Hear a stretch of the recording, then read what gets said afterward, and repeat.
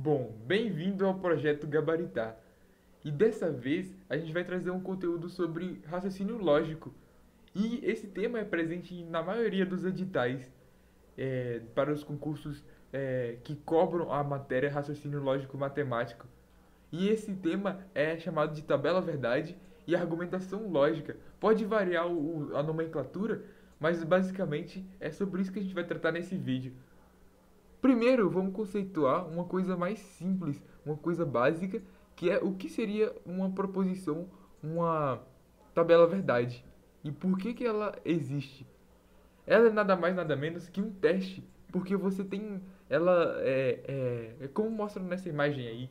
Essa imagem é uma pessoa tentando abrir uma porta. Ou seja, o que isso simboliza? Simboliza que você vai testar as chaves e você vai testando e de acordo com a abertura da porta você vai ter um resultado diferente. E a propósito, e o teste da tabela verdade é basicamente isso. É um desenho, é um diagrama, ou seja, é um conjunto de linhas que você vai aplicando os valores lógicos das proposições simples que compõem a proposição composta. Então você vai pegando valores diferentes e vendo todas as possibilidades. É basicamente um teste de mesa. Porém, essa quantidade de linhas, ela não é infinita e ela não é fixa. Ela não tem um valor muito, ela não é rígida, porque ela varia conforme você tem a quantidade de proposições simples. Imagine que você tenha duas proposições simples. Você vai usar essa fórmula aqui, ó. 2 elevado à quantidade de proposições simples que você tem. O n simboliza a quantidade de proposições simples. É muito difícil, é muito fácil você se equivocar e é muito corriqueiro esse erro, pensando que uma proposição simples com a sua negação, elas são números, elas têm uma soma dobrada nesse valor de n. Porém, não é o que acontece. Elas só valem por uma, porque precisa de ser essencialmente diferente a proposição para você classificar e acrescentar nesse valor aqui. Outra coisa que tem que tomar muito cuidado é sobre a posição dos valores. Por exemplo, você tem uma condicional. E a condicional, ela tem, se você VF é diferente de FV. Ou seja, se você inverter, você precisa você vai gerar valores diferentes. Então tenha muito cuidado, avalie. Por exemplo, imagine que nessa imagem aqui você tem uma condicional. Porém, nessa proposição aqui é diferente. Se você tiver do P para o Q, olha, verdadeiro, falso, você vai gerar um valor falso. E se você ler do Q para o P, você vai gerar um valor verdadeiro, porque FV é verdadeiro para condicional. E aí, mas agora vamos explicar o porquê dessa questão de ter a base 2 nessa questão de quantidade de linhas, para definição de quantidade de linhas dentro da proposição, dentro da tabela verdade. É basicamente porque você, em cada proposição simples, você pode ter dois valores. Você pode ter o verdadeiro ou o falso. E de acordo e em cada proposição simples você tem esse direito de ter esses dois valores.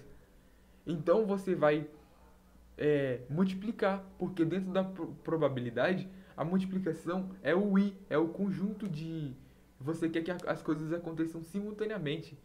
Então você tem dois valores para P e dois valores para Q, o que vai resultar em quatro valores, quatro combinações diferentes. Então são as combinações de valores que são avaliadas pela tabela verdade. Então ela é muito útil e ela pode ter 4 linhas, ela pode ter 8 linhas, porque 2 vezes 2 vezes 2 é 8. E assim por diante. Geralmente para montar a tabela verdade você usa verdadeiro, verdadeiro. Na primeira coluna você usa verdadeiro, verdadeiro, falso, falso. e depois você completa a segunda proposição, que é a segunda coluna, com verdadeiro, falso, verdadeiro, falso. E aí se você tiver mais uma proposição, você preenche ela toda de verdadeiro, quatro partes verdadeiras e quatro linhas falsas.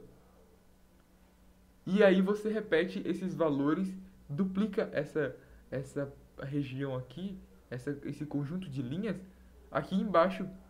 Aí você faz, todas as possibilidades vão ser testadas dessa forma. Mas agora vamos passar para frente e dizer uma diferença essencial entre o que é tautologia e o que é contradição. A tautologia, ela é quando tudo é verdade. Tem até uma figura aqui mostrando de uma maneira mais descontraída, com aquele meme do é mentira, porque você tem todos os valores dando falso na contradição, enquanto na tautologia você tem todos os valores dando verdadeiro. Então quer dizer que a contradição é o oposto da tautologia. Se você negar uma proposição composta, então você vai ter a contradição dela. E sim, é verdade essa afirmação, porque a negação é nada mais nada menos que a inversão dos valores da tabela verdade. É o oposto dos valores da tabela verdade original. E a contingência é o caso mais comum. Por que é o caso mais comum? Porque ela varia, ela mistura tanto linhas verdadeiras quanto como linhas falsas. Portanto, você vai ter algo como verdadeiro, verdadeiro, falso, falso no resultado, na última coluna, que é a coluna mais importante, que vai juntar todas as proposições e vai dar o valor da proposição composta. Você vai ter uma variação, uma mistura, igual verdadeiro, verdadeiro, falso, falso. E assim por diante. Você não vai ter uma quantidade, um valor que vai ser absoluto em todas as linhas, mas sim você vai ter variações. Agora sobre a argumentação, o que é um argumento? É uma coisa que você vai convencer alguém. Você argumenta para convencer alguém. É como uma redação. A redação, ela propõe que você forneça, escreva e disserte sobre determinado assunto, fornecendo o seu posicionamento e tentando convencer a outra pessoa, ou seja, o leitor, a respeito do que você acredita ou do que você está definindo naquele momento. Então a argumentação não foge desse parâmetro, porque você possui as coisas essenciais para uma argumentação. É você ter a premissa, a conclusão e a sustentabilidade, ou seja, precisa de ser válido. O que você declarou na sua conclusão deve ser sustentado pelas suas premissas. Isso daí é uma das características de um argumento válido. O argumento válido não tem nada a ver com valores lógicos de verdadeiro ou falso, e sim com a capacidade daquela conclusão ser sustentada pelos argumentos, pelas premissas iniciais. Você pode ter a construção de um argumento a partir do conectivo condicional, pois do conectivo subordinativo, de oração da circunstância de causa, do pois. E aí você vai ter a conclusão antes e as premissas depois do pois. Porém, deve existir a vírgula antes do pois, senão você vai ter o fluxo normal, premissas e conclusão. Outra coisa muito importante é que você utiliza, para ficar mais evidente, você usa as proposições compostas, você dá a elas uma figura, ou seja, você cria um modelo para representar elas e para você conseguir obter argumentos com mais perfeição. Você define os argumentos de maneira mais lógica e você cria diagramas. E esses diagramas você pega lá da teoria dos conjuntos alguns conceitos que seriam dos diagramas dos conjuntos.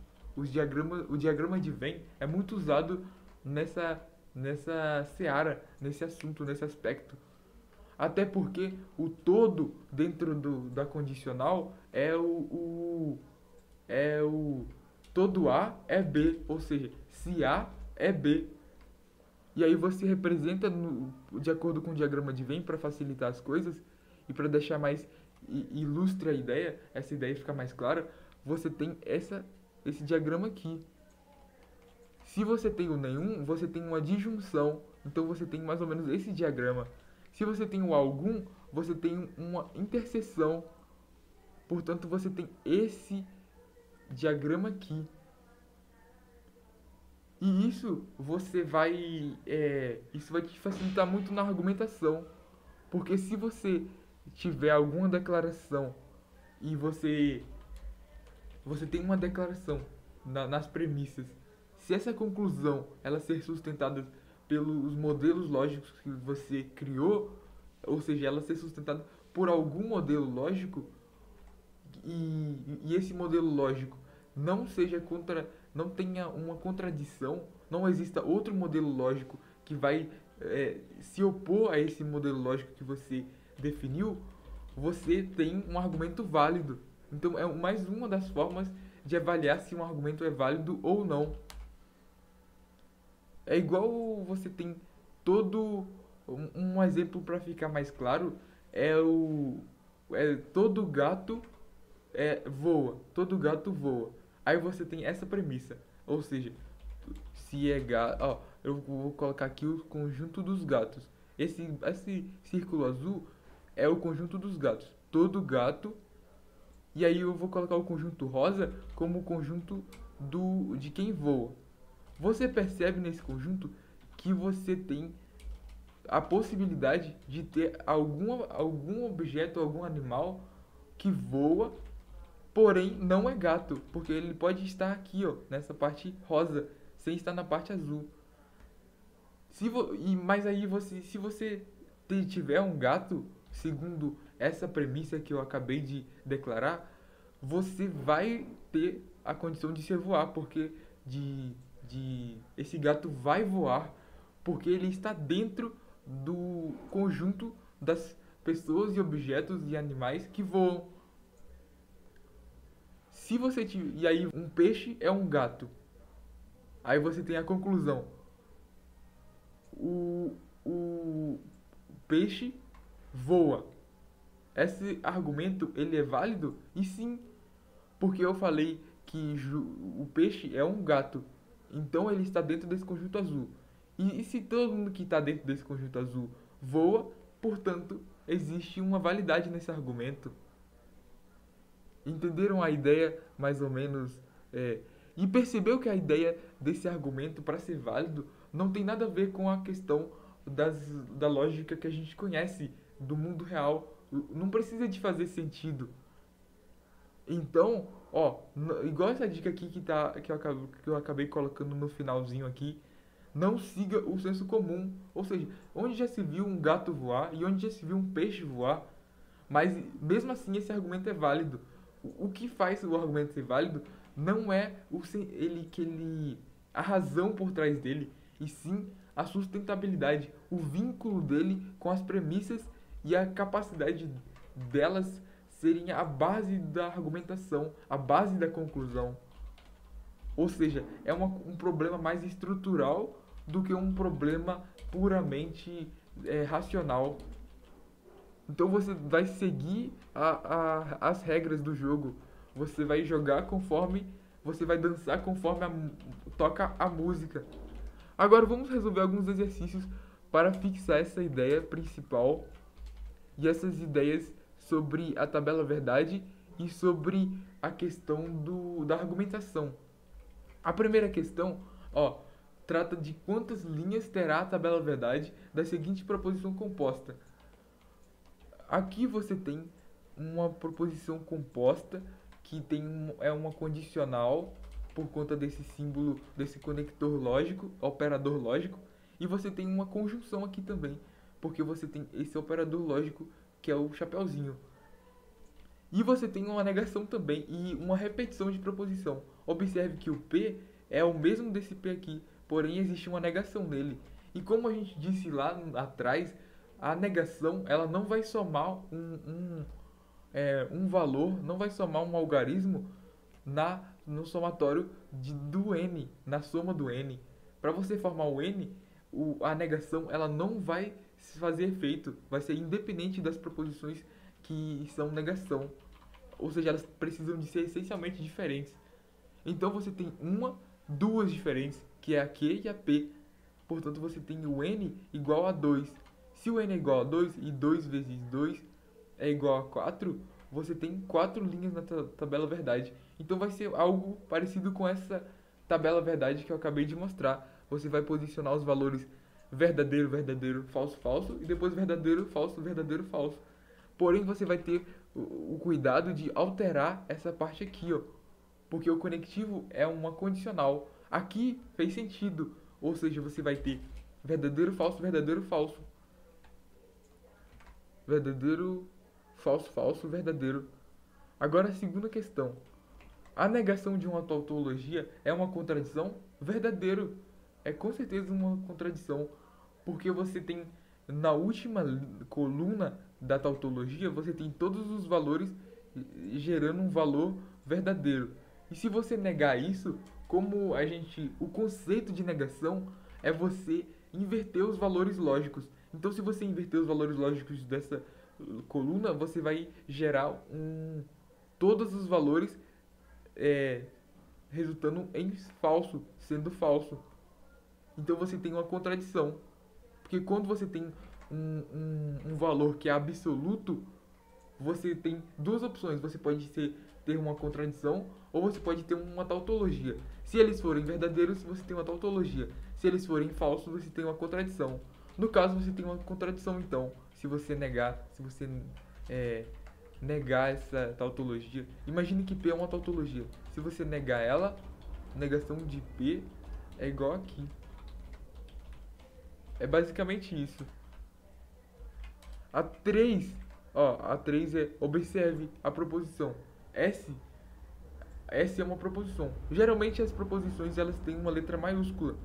Então aqui obedeceu essa regra. Se é agente público, está sujeito à lei 13.869.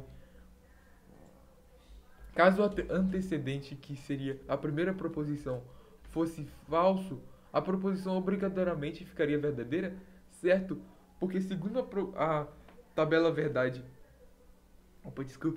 a tabela verdade da condicional, você tem só uma opção para ser falsa, que seria verdadeiro e falso. Porém, você limitou que o precedente, ele é falso. Portanto, você não tem como você chegar nesse valor aqui, nessa combinação, se você não tem o precedente verdadeiro. Então, a proposição assertiva está verdadeira. Por isso, a 4 agora. De acordo com a proposição anterior, a probabilidade de ser falsa a proposição é menor que 1/5.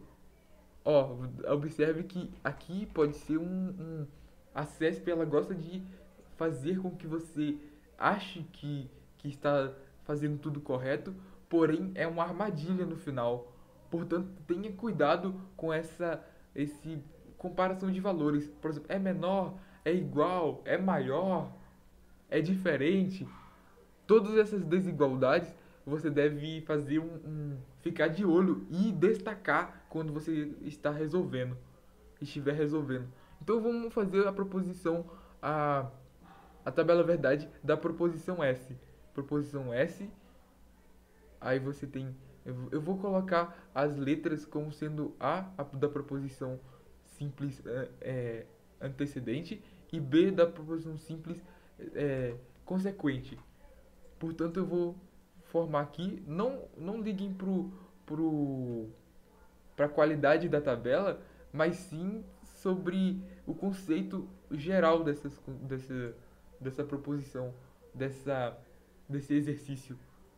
Portanto, olha, você tem que é A e você tem o valor lógico condicional de B. Portanto, você vai ter os valores lógicos conforme eu disse e você vai preencher. Vai ser 4 linhas, porque você tem 2 elevado a 2, porque o n vale 2. E você tem o B, que você vai Esses valores que eu estou posicionando aqui, eles não são pré-definidos, ou seja, eles não têm não é uma coisa que eu estou observando e deduzindo, ou seja, o enunciado ele não vai falar isso. Você tem que ter na sua mente que essa é a formação essa é a quantidade de esse é o jeito que eu preciso de elaborar minha tabela verdade para me conseguir abraçar todas as possibilidades de valores lógicos e de combinações desses valores. Então, faça isso. Agora vamos ver. Verdadeiro, verdadeiro dá verdadeiro. Verdadeiro, falso dá falso. Verdadeiro e falso e verdadeiro dá verdadeiro. Falso e falso dá verdadeiro. Portanto, você tem quantas de 4 você possui só uma proposição falsa. Só um valor lógico pode resultar em falso. A chance de 1/4, portanto. Então você vai ter 1/4 é menor do que 1/5. É mentira isso, porque você tem na sua mente, você pode ser induzido a erro vendo que o denominador é menor. Porém, quanto mais fatias você corta, você tem um valor menor. Portanto, você vai ter um valor, essa daqui vai ser um valor, uma desigualdade. Você tem esse valor aqui, 1/4 é maior que 1/5. Então esse item está falso. Para um argumento ser válido, que ele tenha uma conclusão verdadeira. Basta que ele tenha uma conclusão verdadeira. Isso é falso. Você não tem nada a ver. Para você ter um argumento válido, o valor lógico pouco interessa para a gente. O valor lógico. E sim a construção do argumento. Agora a sexta questão. Aqui você vai observar que você tem, para resolver questões de raciocínio lógico, você tem que se desligar do mundo que você conhece e você pensar como a matéria e como a banca quer que você pense. Então, olha, todo sétimo filho é lobisomem. André é o sétimo filho. André é um lobisomem? Tal argumento constitui um argumento válido? Com certeza. Por quê? Porque ele consegue achar embasamento, ó. Eu vou fazer um conjunto aqui. O conjunto em verde é o conjunto de ser sétimo filho. E o conjunto em preto é o conjunto de ser lobisomem. Aqui é uma das representações do diagrama lógico que você consegue fazer essa proposição aqui, ó. Essa premissa, ela é observada por esse diagrama. Todo sétimo filho é lobisomem. André, que é um pontinho que eu vou colocar um ponto dessa cor aqui, dessa cor rosa. André é sétimo filho, então ele está dentro do conjunto que é o sétimo filho.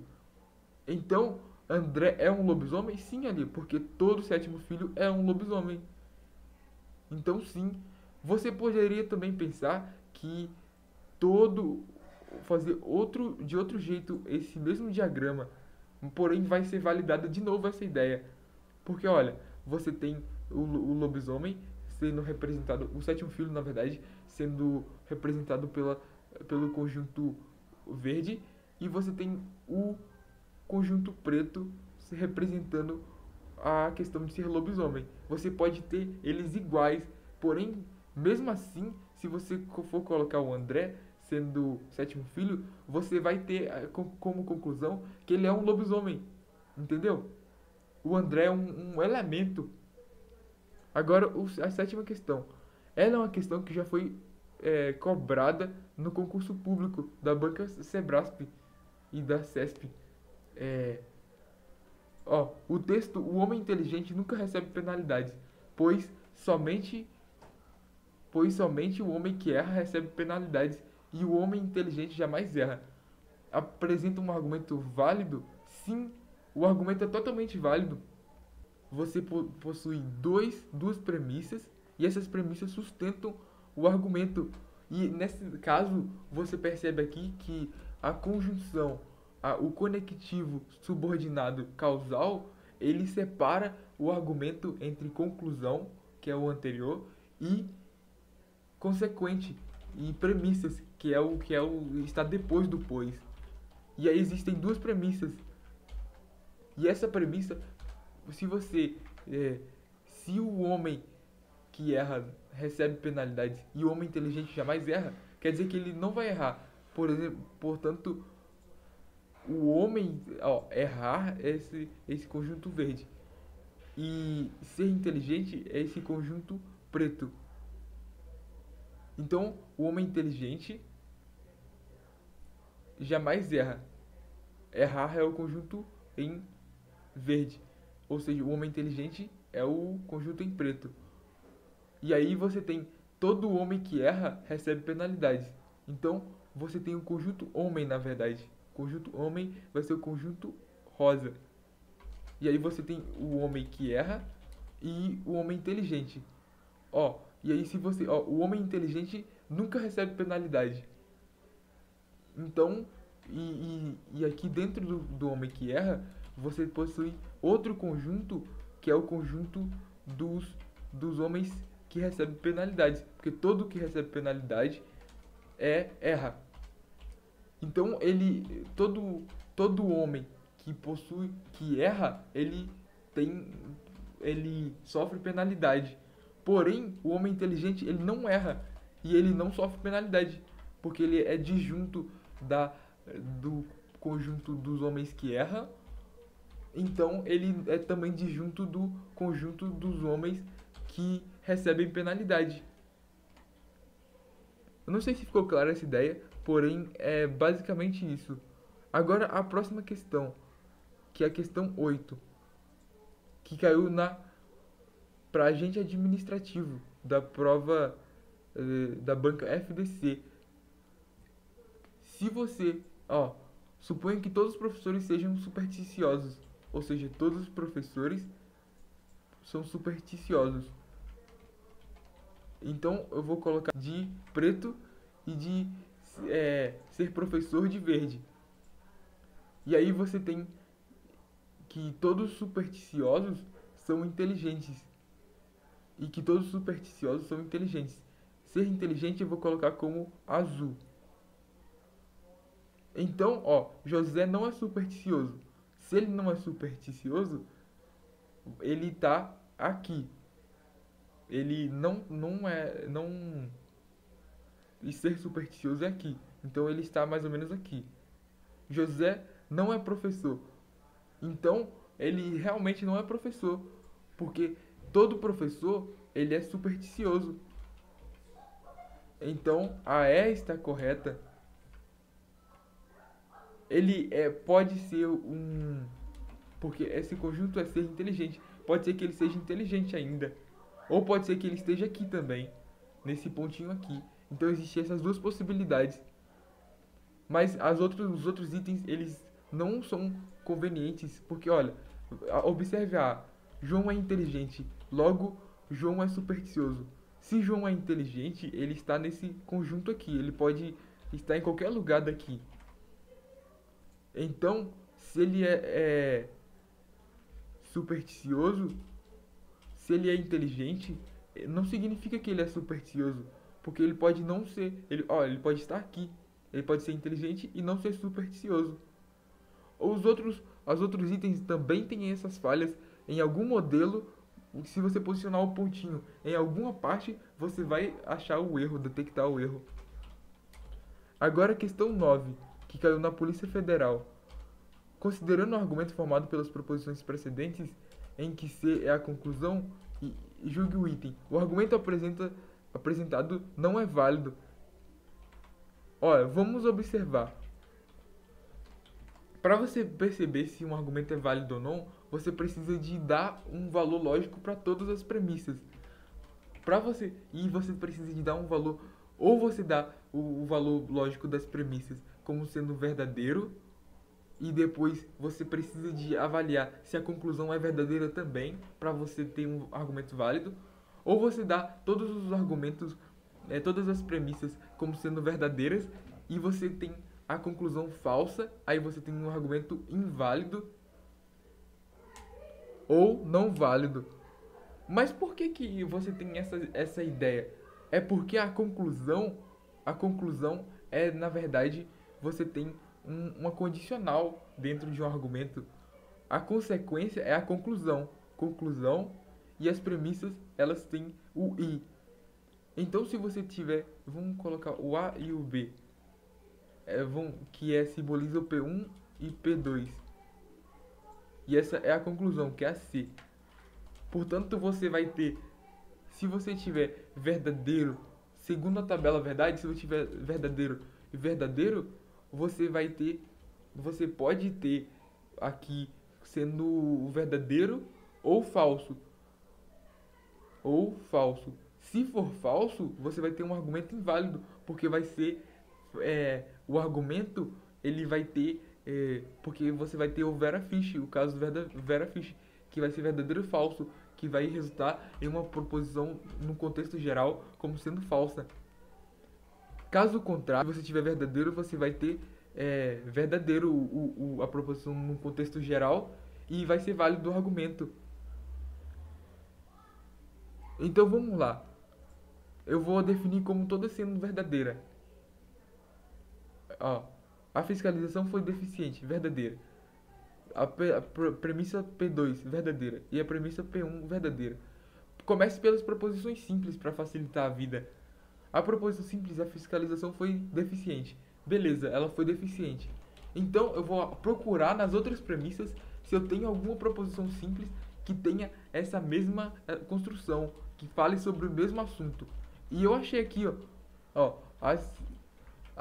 se a fiscalização foi deficiente. Então a fiscalização foi deficiente. Se é verdadeiro isso, a P3 é verdadeira, a primeira parte da P1 também é verdadeira. Porque elas são iguais afinal. Então as falhas construtivas não foram corrigidas. Para ser verdadeiro, eu preciso de ter um verdadeiro aqui. Então, se elas não foram corrigidas e elas foram corrigidas, vai ser falso, porque é o oposto dessa daqui. E se é falso, você vai ter você vai ter obrigatoriamente a P2 sendo verdadeira. Porém, essa parte aqui, a parte consequente dela, pode ser verdadeiro ou falso. E se for verdadeiro ou falso, você vai ter, de qualquer forma, uma proposição verdadeira. E sendo verdadeiro ou falso, você vai ter a conclusão podendo ter valores verdadeiros ou podendo ter valores falsos, podendo ter valor falso. Portanto, você não pode confirmar que vai ser obedecida todas as premissas verdadeiras com a conclusão verdadeira, porque existe a possibilidade dela ser falsa. Então, esse argumento não é válido, ou seja, ele é inválido e esse item está correto. Agora, a última questão. A tabela verdade da proposição se P e não Q, então Q terá a mesma quantidade de linhas que a sua negação, verdadeiro. Porque para você negar uma proposição, você precisa de ter todos os valores ao inverso. Então você precisa de ter o mesmo número de linhas. Lembrando que a negação aqui, você vai ter um i. E você vai seguir a regra do mané. Você vai manter, você vai pegar o conector lógico com mais valoroso, que tem que meio que faz a divisão simétrica entre a proposição, que no caso é a condicional, que ela tem um valor maior, entende?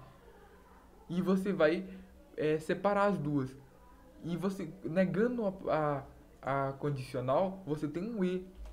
Se você tem um e, você mantém a outra, p igual não que. E você vai negar a posterior, portanto, não que. Você percebe que você tem uma igualdade aqui, não tem? E você pode resumir isso sendo assim, ó, p assim e assim. E essa proposição aqui com esses três itens aqui vai ter a mesma quantidade de linhas dessa proposição com esses dois itens, porque é por aquela razão das negações não serem contadas. E esse foi o vídeo. Enfim, a gente aprendeu um pouco sobre as proposições simples e as proposições aplicadas na tabela verdade e na tabela e argumentação, que é um tópico extremamente útil para as provas da Banca Sebrasp e que é muito válido estudar, porque ela com certeza vai ter alguma questão acerca desse assunto. Caso tenha no seu edital esse assunto, uma questão sobre esse assunto é com certeza muito tem uma probabilidade de aparecer na sua prova muito alta. Então é isso. Fiquem com Deus e até o próximo vídeo.